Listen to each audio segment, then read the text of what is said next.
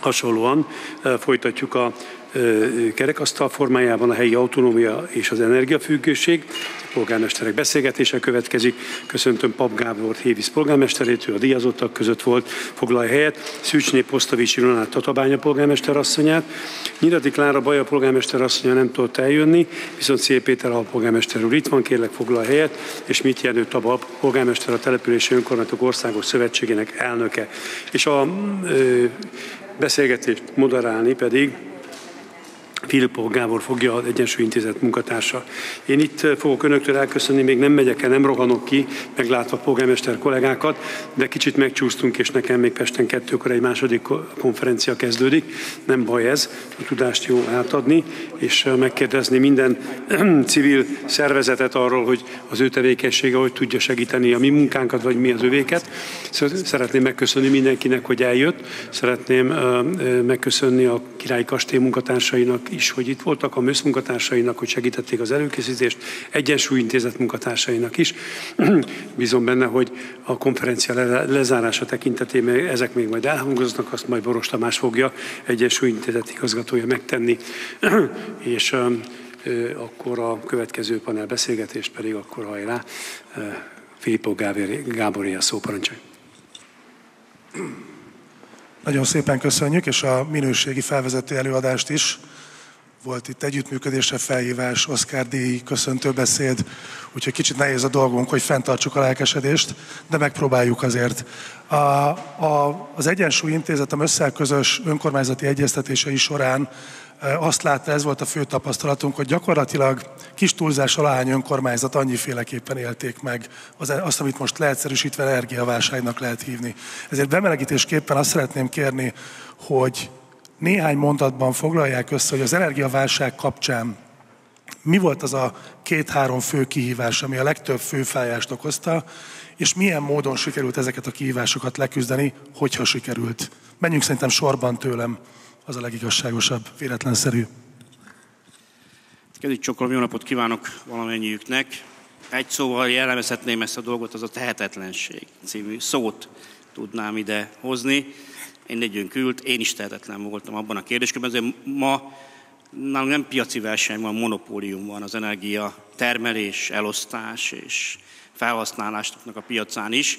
Ebből adódóan nagyon nehéz egy vezetői székből bármilyen aspektust is végiggondolni, és nem csak azért, mert monopólium van, hanem azért is, mert az árak azok állandóan rángatva vannak, az rángatás mellett ráadásul saját forrás küszöb sincs, mindenki vár az EU-sra, az RRF-re és minden más támogatás, és abból gondolja, hogy majd ezeket meg lehet tenni. Sok apró picit különben meg lehet tenni, anélkül is, hogy az ember erre várna, de ettől függetlenül azt tudom mondani, hogy ez nem csak, hogy volt, hanem van, és a következő időszakban is velünk lesz, és nehogy azt gondolja valaki, hogy a következő 5-6 év ez úgy fog eltelni, hogy ez nem lesz itt lesz, folyamatosan itt lesz, erre készülni kell, nem csak nekünk, a kormányzatnak is, és nem csak forrásokkal, hanem különféle jogszabálydöntésekkel és minden egyéb mással, amit felhívnám a figyelmet nagyon, hogy ma már a pályázati rendszerekben azt képviseljük mi, hogy a maga a valós megtakarításnak mekkora az összege, és nem az előre a pályázatban kiírt és összerakott pályázatoknál, hogy na akkor mennyi lesz a megtakarítás,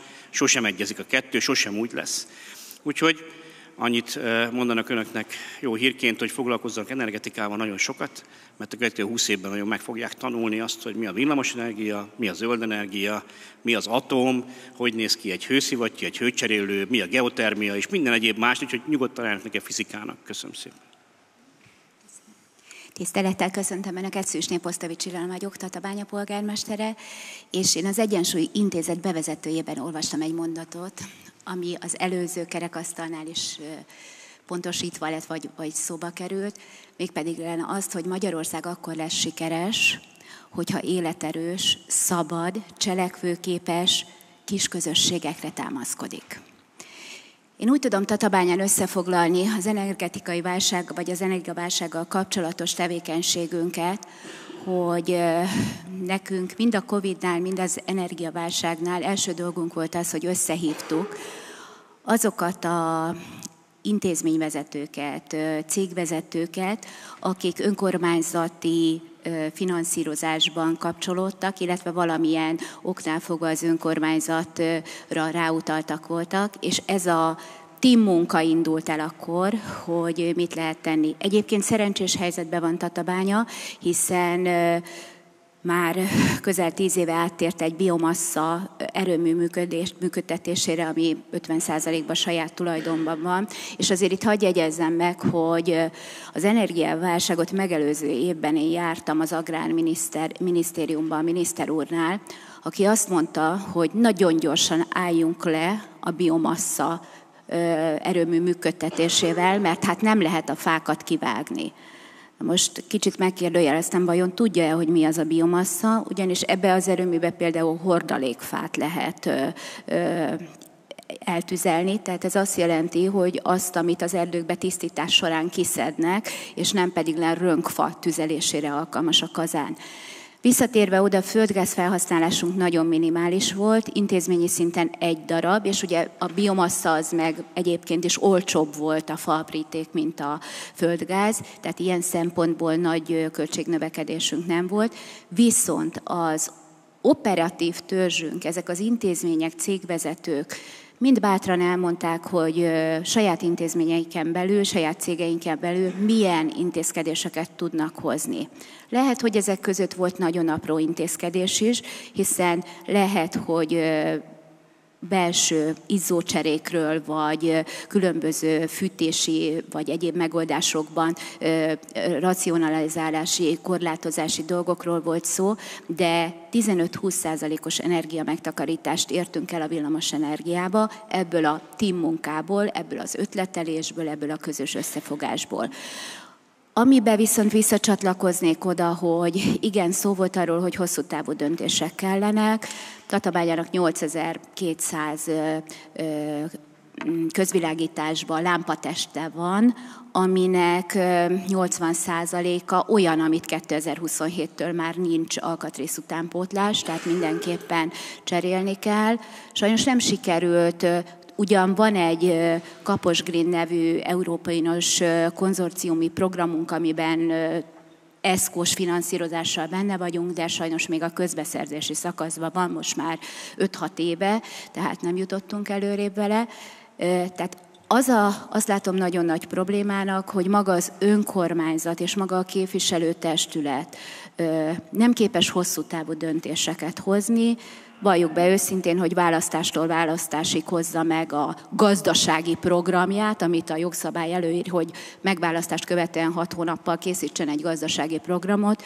Nem képesek úgy gondolkodni, mint mondjuk a vállalkozási szférában egy cég, hogy azt mondja, hogy én 10-15 évre előre szeretném tudni azt, hogy hova jutok, mik lesznek a célértékeim, és ez azért determinálja. Ez igaz egy megyei jogú városnál, mondjuk Tatabányánál, ezt elmondom, de én 8 évig egy kis település, egy 3000 fős település képviselője voltam, ahol képesek voltak a képviselők hosszú távra gondolkodni, mert a faluért dolgoztak.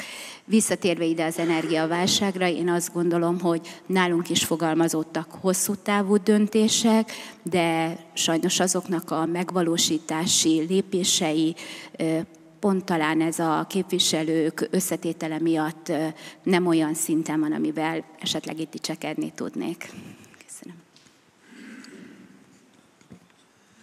Köszöntöm én is a tanácskozás résztvevőit, és engedjék meg, hogy bemutatkozzak. Szél Péter vagyok, Baja alpolgármestere, városfejlesztési és városüzemeltetési feladatok tartoznak elsősorban hozzám.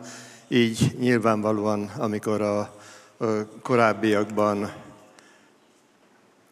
az energiaválság első híreit meghallottuk a Városházán is, a szokott tervezést fölborítva, először is egy pánik hangulat uralkodott el.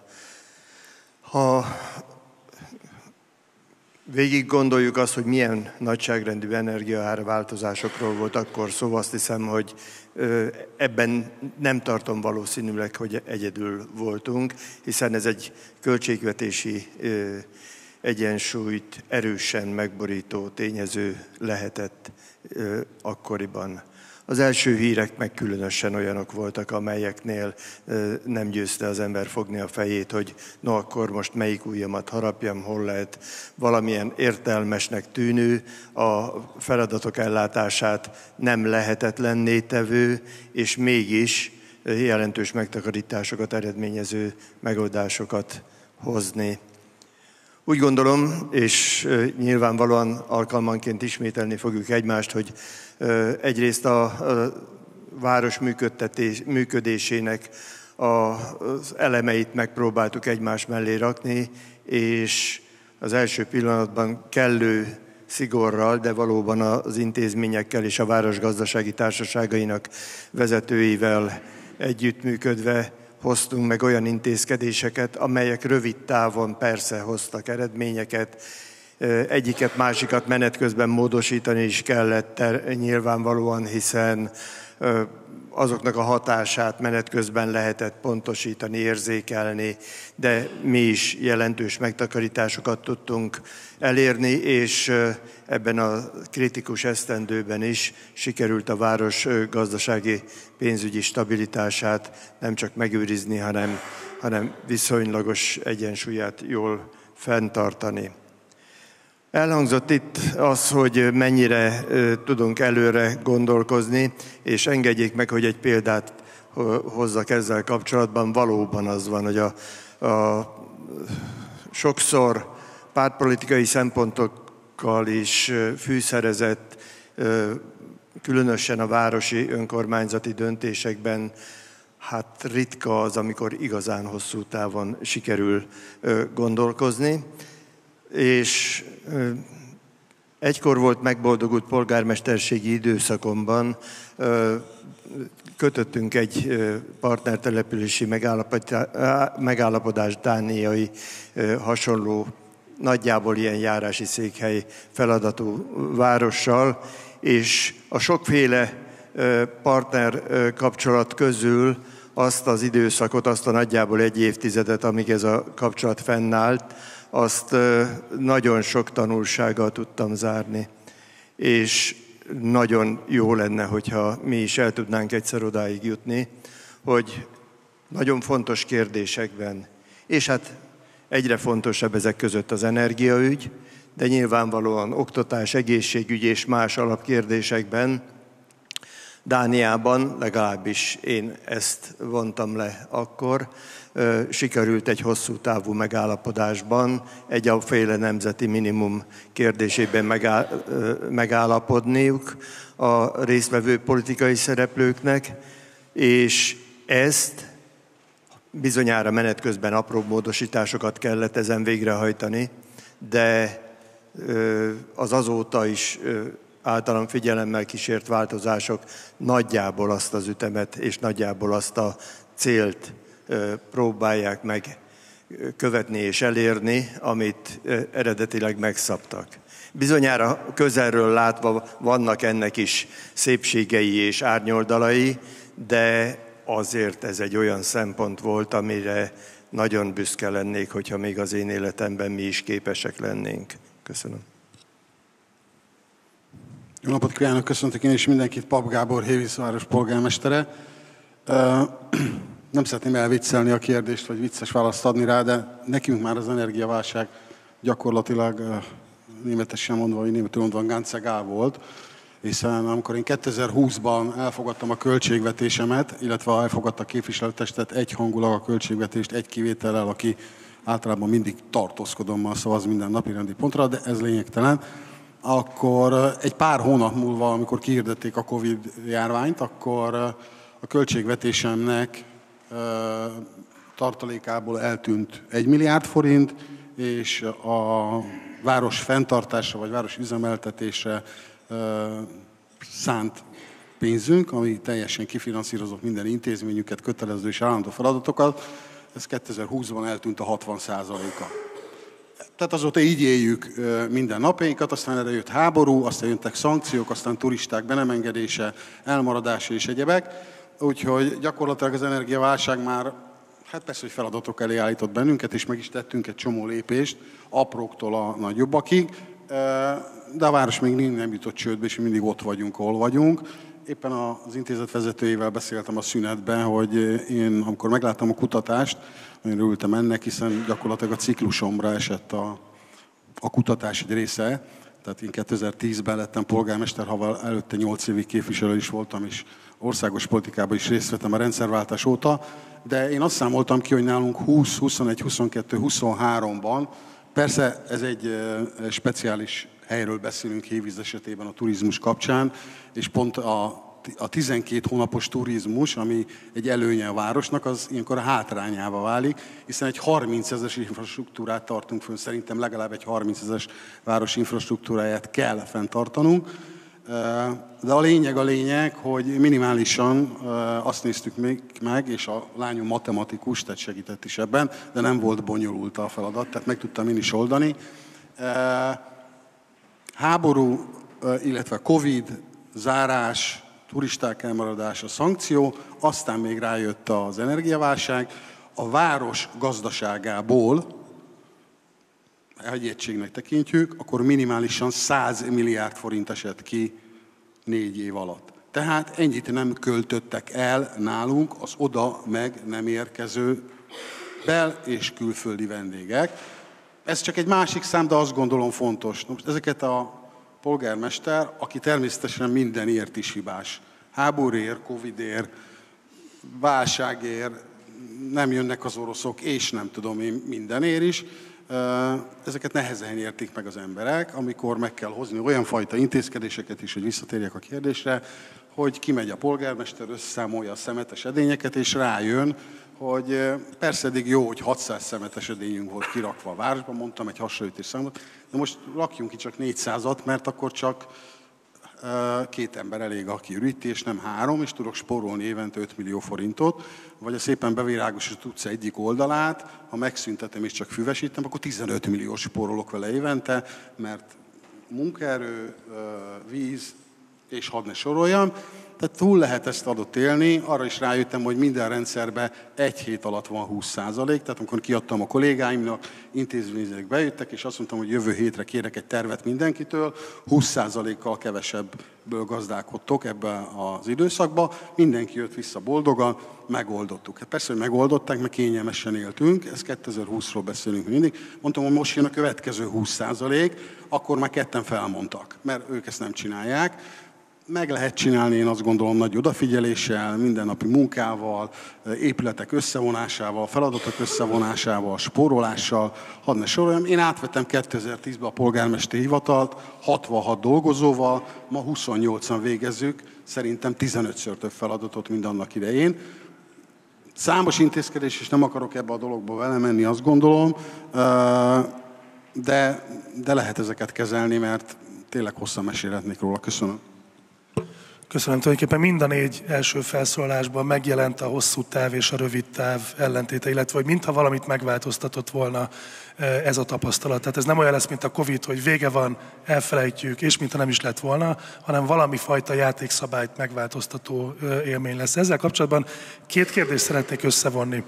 Az egyik az, hogy az önök értékelése szerint összességében a magyar önkormányzatok megerősödve, válságállóban kerültek ki ebből a hullámból, vagy pedig éppen csak a túlélés volt a maximális cél, amit el lehetett érni? Ez az egyik kérdés. A másik kérdés az, hogy amikor hosszú távú gondolkodásról beszélnek, akkor jelen pillanatban önök számára mely az az 1-2 legfontosabb kihívás, amelyre most készülniük kell, és amelyeknek az erősítésében most próbálják válságállóbbá tenni a települést.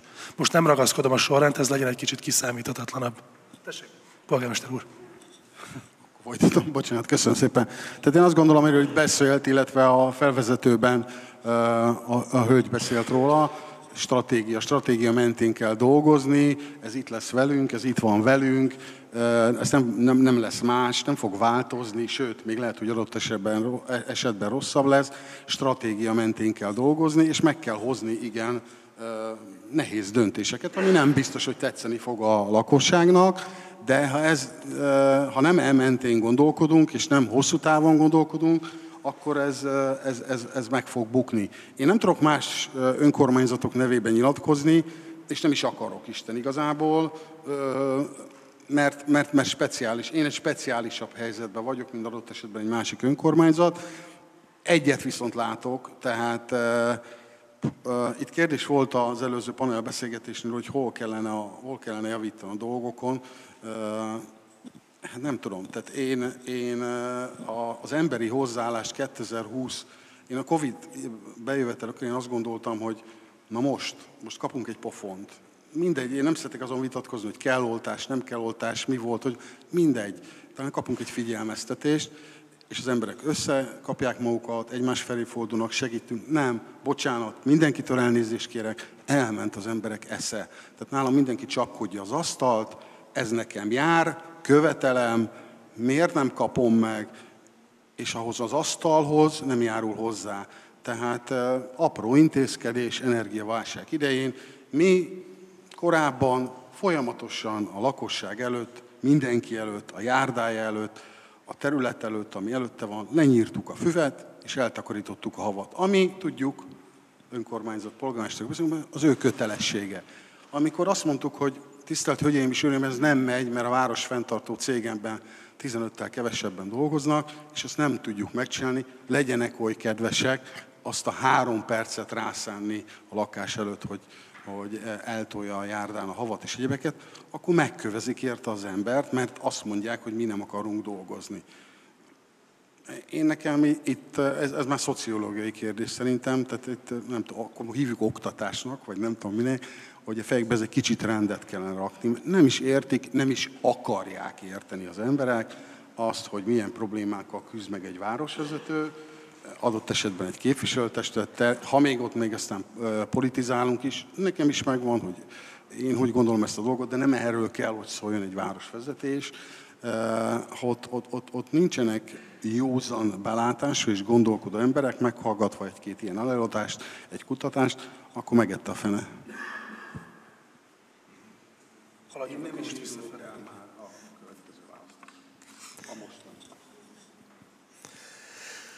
Valóban azért vannak hasonlóságok a különbözőségek mellett, hallgat a polgármester urat, de a kérdésre válaszolva szerintem megerősödve kerültek ki az önkormányzatok ebből a helyzetből, hiszen rákényszerültek arra, hogy olyan ügyekkel is foglalkozzanak, amelyek nem csak választásról választásig való és olykor inkább látványberuházásokra törekvő fejlesztések legyenek, hanem meg lehetett hozni például azt a döntést a képviselőtestülettel, ott nagyjából az energiaválság környékén, hogy kimondja azt a szándéknyilatkozatot, hogy az energiaközösségek felé, azok létrehozása felé minden olyan lépést meg szeretnénk tenni, amelyeket az éppen érvényes jogszabályok lehetővé tesznek.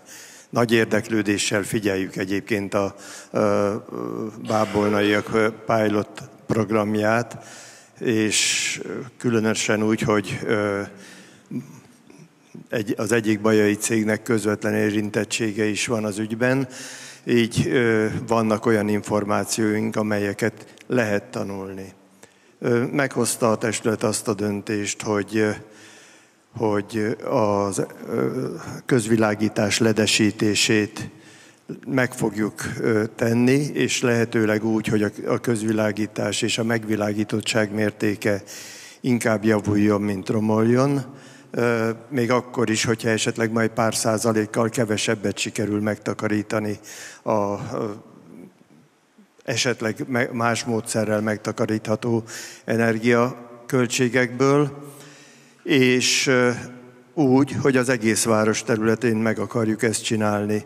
Mi valamelyest kisebb városként nálunk nagyjából 5000 közvilágítási lámpáról beszélünk most, de ez a város gazdasági erejéhez, nagyságrendjéhez képest nyilván fontos, és ezt úgy akarjuk megtenni, hogy lehetőleg önerőből és ha módunk lesz rá hitelből, tudjuk ezt megtenni. Ezt láttuk, így számoltuk, hogy ez látszik a kedvezőbb megoldásnak. Nyilván nem egy év alatt fog ez megtörténni, jelenleg már túl vagyunk ennek az első közbeszerzési szakaszán, a tervezés időszaka folyik, és épp jövő héten fognak majd a tervezők jönni, beszámolnak arról, hogy mit tapasztaltak, amikor fölmérték a város egész közvilágítási rendszerét, és akkor ebből milyen következtetések és következő lépések kerülhetnek ki. De amióta ilyen helyzetben voltunk, azóta komolyan foglalkozunk mi is, és a környezetünkben lévő vállalkozások egy része is azon, hogy a fűtőművünkben vajon a nagyjából 200-300 méterre lévő szennyvíztelep, szennyvíziszapja vajon tud-e olyan megoldást kínálni, ami a zöld hulladékkal együtt biogázenergia felhasználására alkalmas lehet. Egyik szomszéd településsel épp az Egyensúly Intézet bajai látogatása után elkezdtünk gondolkozni abban, hogy ebben a kérdésben például létezhet-e együttműködés a város és a szomszédos település között.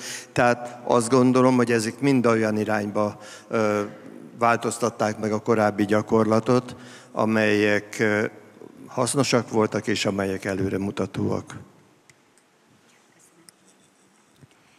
Én 2019-től vagyok polgármester, előtte vállalkozási szférában, és sok hosszú éveken keresztül állami vállalat, nagyvállalatnak a felsővezetője, egyik felsővezetője voltam. Számomra nem idegen az, hogy stratégiát kell készíteni, és nem idegen az, hogy le kell bontani operatív programokra. Én azt gondolom, hogy az önkormányzatiságban is ezt a fajta munkát kell követni. Meg kell tanítani az önkormányzati képviselőket erre a fajta munkára. Én személy szerint a következő időszakra, illetve a kampányra olyan társakat válogattam, akik megfelelő élet- és szakmai tapasztalattal rendelkeznek, és képesek ilyen közösségi munkában részt venni, képesek az életükből hozva a tapasztalataikat a város jobbítása és a stratégiai célok meghatározása érdekében dolgozni. Én azt gondolom, hogy nekünk is a következő időszak az alkalmazkodás időszaka. Alkalmazkodás mindenhez, a digitalizációtól kezdve a fenntarthatósághoz, de ezt meg kell tudni érteni, hogy mi ez. Mert ha olyan képviselővel ülök le, akinek fogalma sincs erről, akkor nagyon nehéz ezeket a célokat meghatározva lebontani operatív programra és végigvinni. Én azt gondolom, hogy át kell egy kicsit alakítani ilyen szempontból az önkormányzati irányítást, és ebbe a társakat nagyon jól meg kell válogatni, és mindezt nem lehet a lakosság bevonása nélkül. Tehát ami itt elhangzott, hogy edukáció, igen, a lakossággal meg kell értetni a programokat, meg kell értetni az ok-okozati összefüggéseket, és ha kellő információt kapnak, még a szigorításokat is el tudják fogadni. Nekem ez a tapasztalatom, én így gondolom a jövőbeni önkormányzati munkát folytatni. Hát akkor most vitatkozzunk egy kicsit. Végre. Mert nem azért, mert öregek, hanem én azt gondolom erről, hogy ezért tényleg régóta csinálom, de hogy túlélési technika van az önkormányzatok 90%-nál. Ti szerencsés településen vagytok, 2 megyei jogú város, egy olyan város, aminek a turizmus adja 95%-nak a gerincét. Vannak rossz időszakok, meg jó időszakok, van, amikor 10 évig jó ment hévíznek, utána 4 év bukta, aztán majd megint jó fog menni vélhetően, föl fog lendülni az egész, és valóban hévíz Keszthelyt együtt kell gondolni. Tehát 90%-a túlér emberek, mert nincsen forrása. Nincsen saját bevételei, nincsen semmije az ég adta a világon. Ők nagyjából, a mozgásterük az konvergál a nullához. Képzeljétek el, hogy bementek, és azt mondta, hogy LED világítást szeretné, meg csökkenteni akarom a világító eszközök számát. Melyik 500 lelkes település tud ebbe bármit is lépni előre? Még koncepció szintén se tud előre lépni, mert azt is meg kell rendelni, az is 250-300 ezer forint. Tehát azt kell látnotok, hogy ez nem ilyen egyszerű.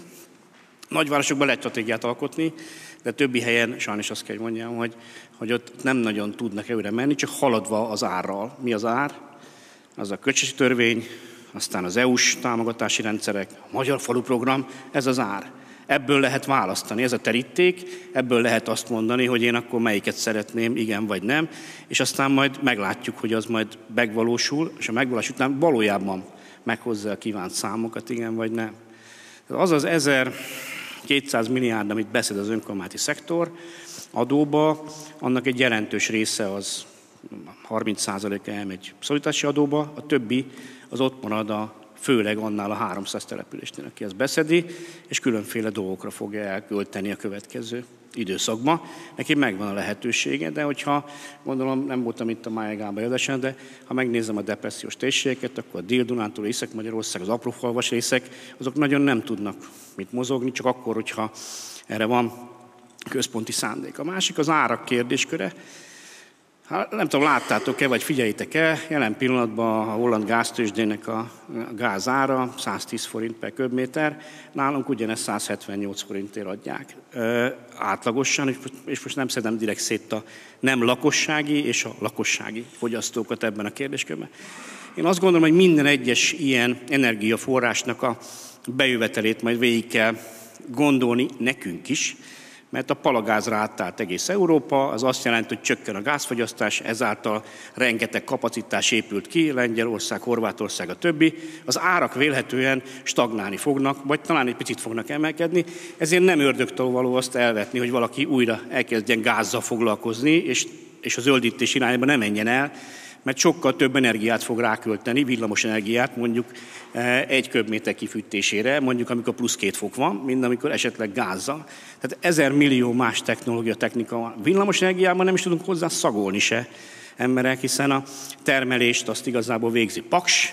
Van óriási mennyiségű napelem rész, de annak a napelem résznek az egyszeri behozatalát azt a magyar villamosművek próbálja lekezelni, úgy, hogy le tudja kezelni mérlegkörökön belül. Vannak bizonyos időszakok, amikor exportálni is tudunk, ez körülbelül 25 perc Magyarországon, és az összes többibe pedig valamilyen módon importra fogunk szorulni. Most ebben a piacra nekünk belépni, mint önkormányzatoknak, nem tudunk belépni semmivel se. Egy dologgal tudunk, hogyha esetleg fölrakunk 8-10-20 kW napelemet, és megpróbálunk bizonyos fűtési rendszereket átállítani, hűtő klímák tekintetében, de ez is összeg. És akkor meg kell nézni azt, hogy ez egyáltalán a beruházás belekerül 15 millióba, és mi lesz ennek a megtakarítási időszaka egyáltalán a mostani árak mellett. És ezt a kormánynak is végig kell gondolni, hogy ha már kiírok ennyiféle pályázatot, meg ennyit mindent csinálok, és rászabadítom Magyarországra, akkor valójában eznek a megtakarítási része minden egyes településen megvalósul, igen vagy nem. Központi programra szükség lesz. A legelső például a közvilágítás. A magyar települések 15%-a terítene körülbelül a LED világításra. Az többi az ott van, és az útjainkat elsődlegesen a közút miatt világítjuk, és nem magunk miatt világítjuk. Okos megoldás, van mindenféle, amit meg lehet találni a piacon, de ez megint előkészítés, mind ahogyan látok, és éves előkészítések vannak. 1-2 év előkészítés, mire közbeszerzés, mire egyéb más, elment a ciklus emberek, elment az 5 év, és még egyetlen egy lámpatestet nem cseréltetek ki. Tehát azért mondom én ezt, hogy bizony ez túlélési technika, nem nálunk vannak a lapok, mi ebben csak valamilyen módon szereplők vagyunk, kicsit jobb, mint a lakosság. A lakosságnak egy szerencséje van, hogy most megvédi őket mindig, mindenki a lakosságot védi, de ez másnak a kárára történik meg. Nem tudom, látjátok-e, hogy mennyi a nem lakossági díjnak a kifizetése, akár nézem a villamosenergiát, akár bármelyiket is mondom, óhatatlanul el fog fogyni a mások pénze.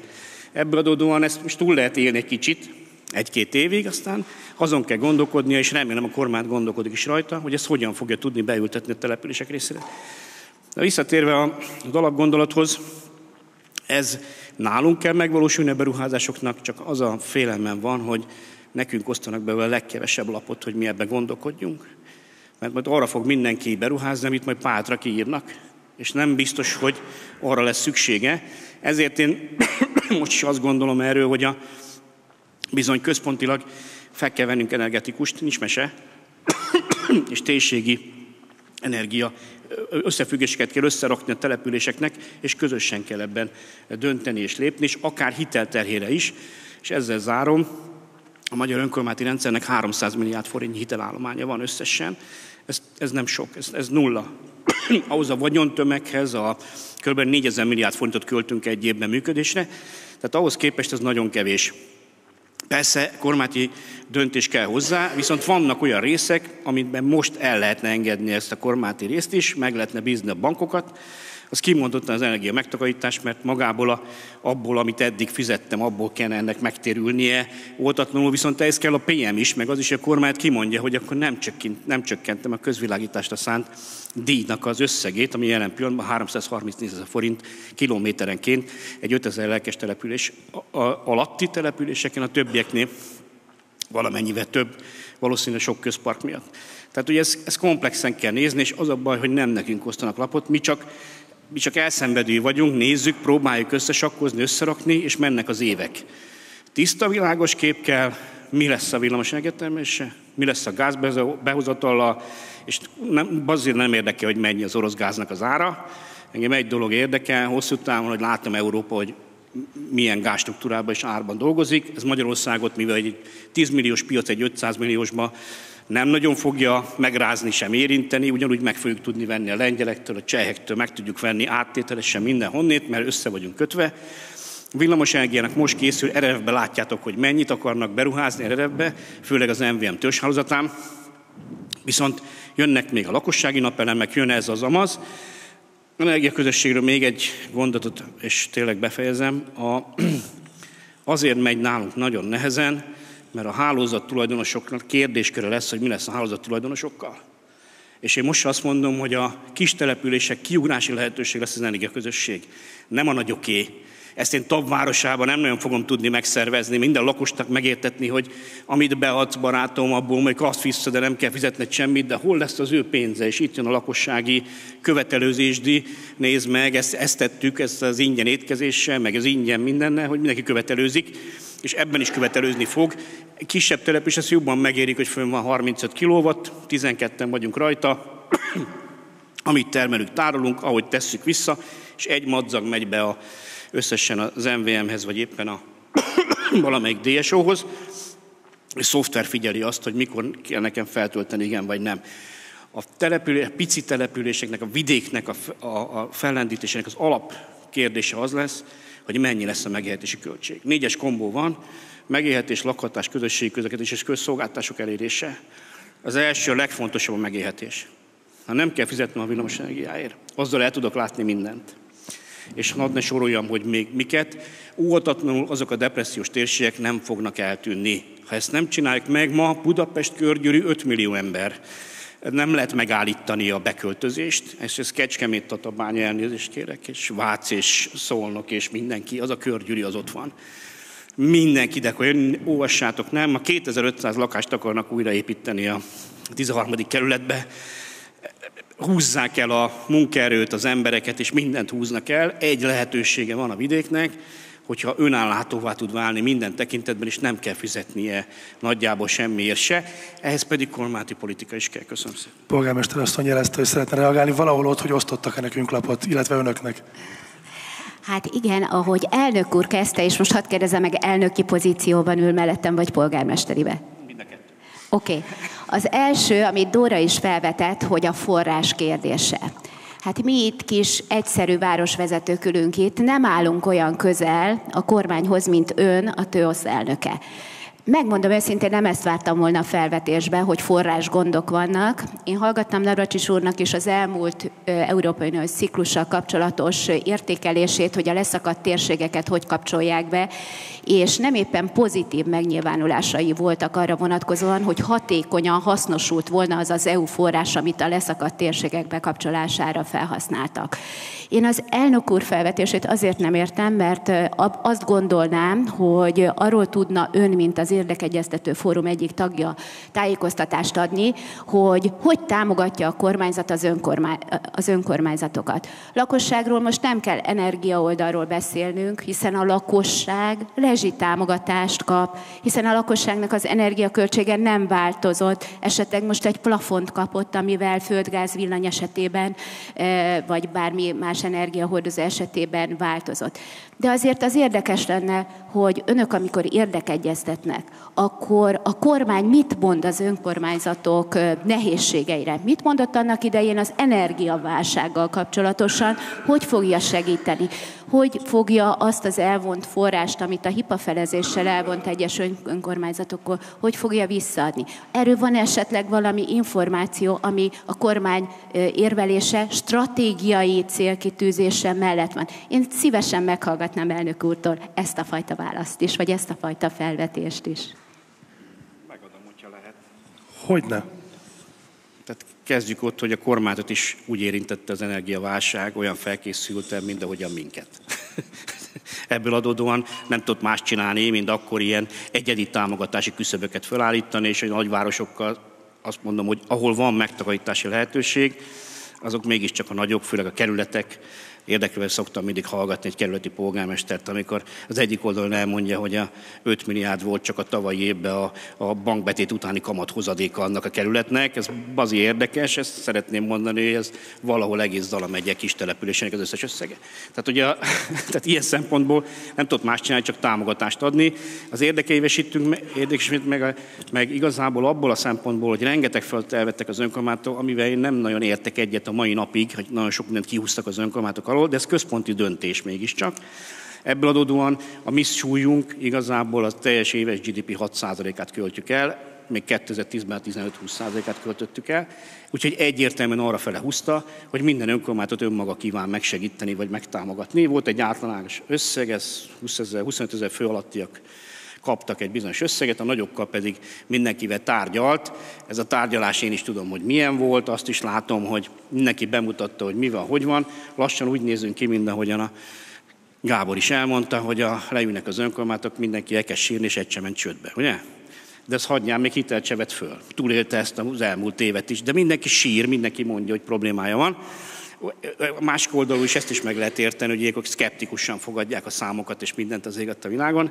Én is sokszor szkeptikusan fogadom, a kormányzati intézkedés is, de még egyszer mondom, most arra kell felkészülni a kormányzatnak, hogy valamilyen módon ezt a válságot, ezt az energiaválságot, ami kb. 3-szorosára lett mindennek, ez be fog épülni a mindennapokba, ő neki ezt kell finanszírozni, és ebből kell valamilyen módon költséget csökkenteni, vagy oda fogja adni az adófizetői pénzből az önkormányzati szektornak, mert nem tud más csinálni, mert egy önkormányzat sem ment még eddig csődbe. Úgyhogy viszont azt is tudom neked mondani, hogy 2/3 borzasztóan nehéz bármilyen érdeket érvényesíteni. Elmondjuk, meghallgatják, általában 2 év múlva beépül a jogszabályi környezetbe, az, amit mondunk, de azonnali intézkedésekre nem váltja a kormányzat, azt azért hozzá kell tenni, úgyhogy ez van.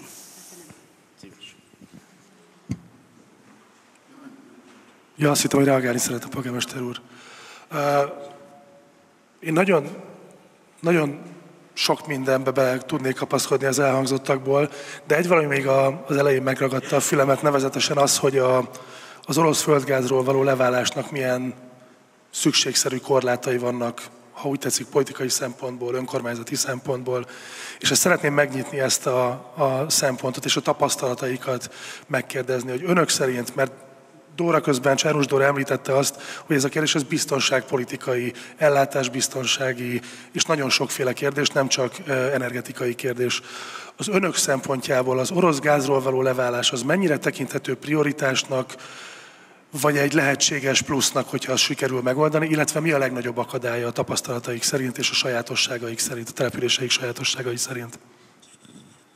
Most induljunk középről, volt már innen, volt onnan, most középről induljunk el, és aztán szétterülünk. Én a kérdést azért passzolom, mert egy darab óvodánkat fűtjük gázzal, és egyébként se Tatabánya városa, 23 000 lakás és az ipari övezetek is távfűtésbe biomasszával fűtöttek, úgyhogy minket a gáz költségeiben nem érint.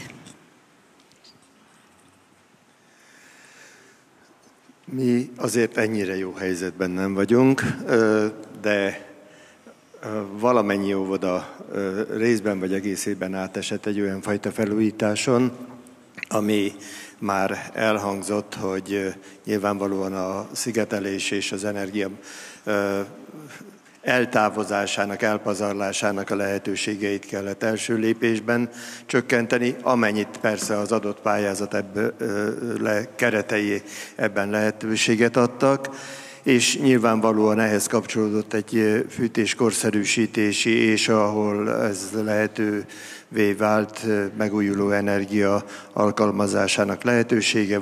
Van olyan, ahol csak a napenergia használata volt lehetséges, ez mindig az adott intézmény sajátosságaitól is függ, de olyan intézményünk is van a városban, igaz, nem városi fenntartásban, de az épület viszont önkormányzati tulajdonban van, amelyiknél nagyon jelentős volt a geotermikus energia alkalmazásának lehetősége is.